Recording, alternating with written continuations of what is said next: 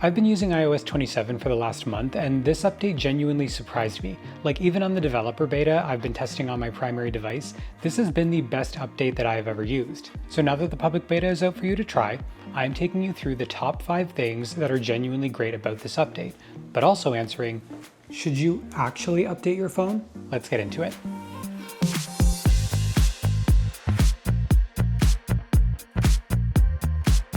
So this is iOS 27.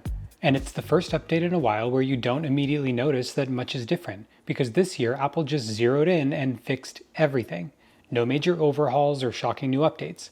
Basically just an endless list of giving everything that we have been asking for years. And that starts with performance. Like, the minute you install this update, everything is faster. Doesn't matter if you're on the iPhone 12 or right up to the current gen models. Scrolling, swiping, opening an app, immediately taking a photo and having it instantly appear in your camera roll. Battery life was noticeably better on this update on every single device that I've tested, but even things like sending an AirDrop way faster than before. It's really incredible how an update makes all of this better overnight. But there's also a new slider to change the intensity of liquid glass, where you can go all the way to one side and be more frosted and less transparent, or you can go full glass, which is kind of like the original beta last year. But even in the middle, it's a lot more frosted than what you're used to on iOS 26. Let me know where you land on this slider in the comments below.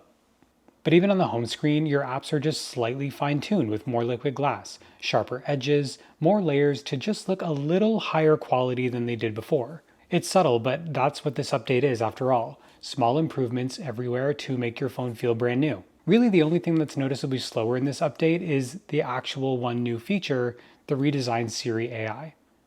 So this is the new redesign, a floating design that looks much nicer. It still does all the basics like controlling your home, but now you can layer multiple actions at once.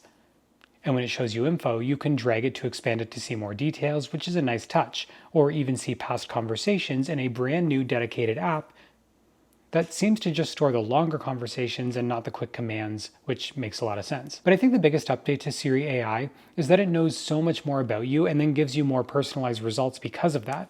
So now you can ask it things like, what's the most recent file I got from Eric? It'll search through all of your apps to answer the query. But even cooler, now you can actually continue the conversation with more questions. What about documents? Then it'll search specifically for documents that were sent.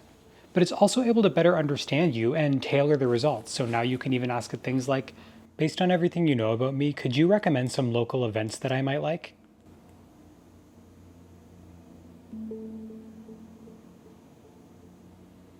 Based on your interest in outdoor activities and past events, you might enjoy attending the concerts in the garden featuring the Barr Brothers at the Royal Botanical Gardens this Thursday, or checking out the movies by the lake. But even requesting specific context. Where was I on July 1st and how long did it take to get there?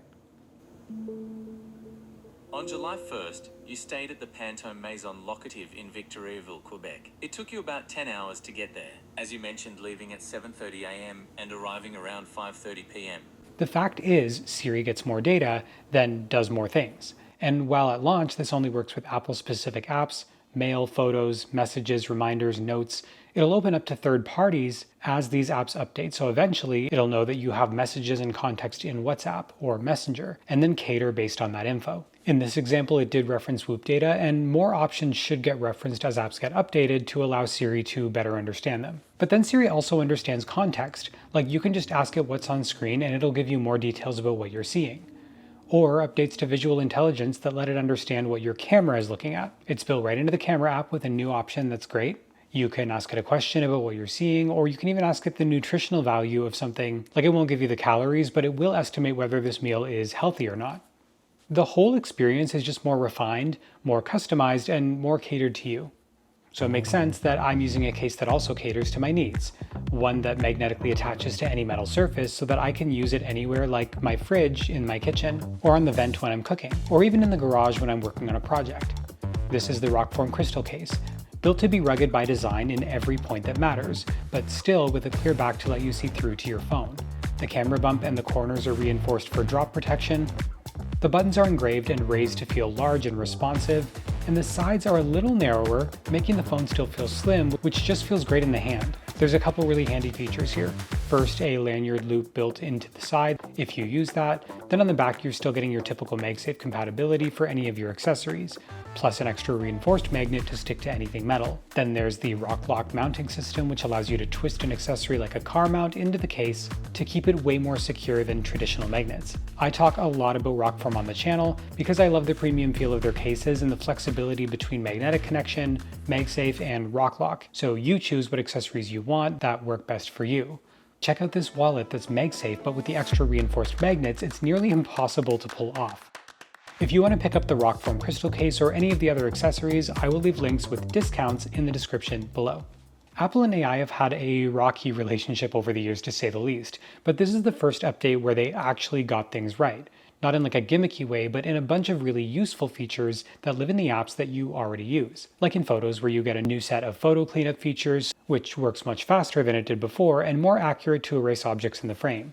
You get an extend feature that lets you crop out a different size or just expand the view, which does a shockingly good job at filling in the gaps in my testing. It only lets you do this once per photo, but you can screenshot it and then do the expand again if you want to get around that. But then there's a reframe option that lets you change the angle of the photo in 3D space and then fills in the gaps.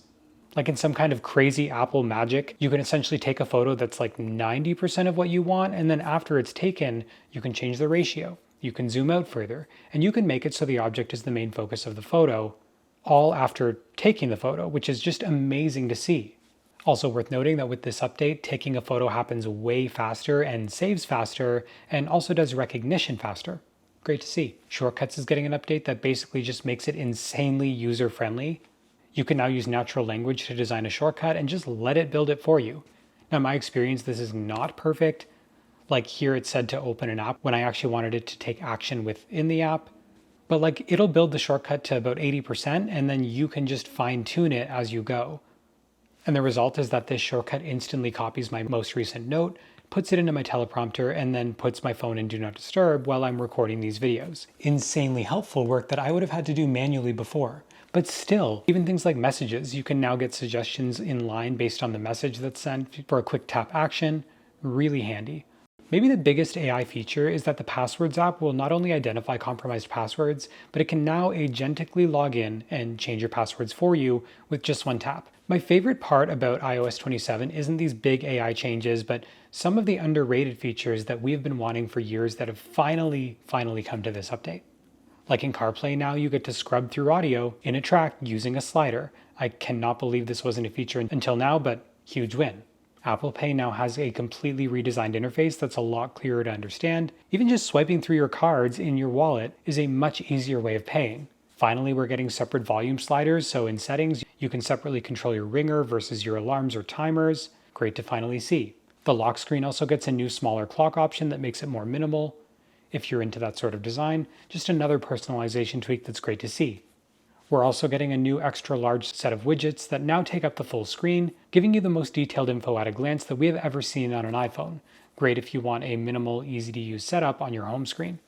It basically seems like with iOS 27, Apple said no new updates, just focus on making the iPhone something that people want to use again. And even though this isn't the final release that we're going to see on new phones coming in a couple of months, it is an incredibly well done update that fixes the things that I use every single day. The public beta is now out for anyone to try, and although Apple won't say to install it on your main device, I think this year it's actually stable enough to do that if you're into that. If you have already been trying it, let me know what features are your top features, or if there's anything you want me to dive deeper into in a separate video. As always, thank you guys so much for watching, and I will see you in the next one.